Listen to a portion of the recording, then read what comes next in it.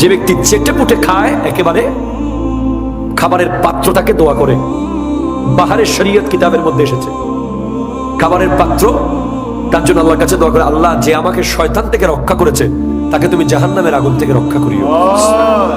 আমরা এখন ফ্যাশন বানিয়েছি এক টুকরো রেখে দেওয়া, ফ্যাশন বানিয়েছি দুই টুকরো ফেলে যাওয়া।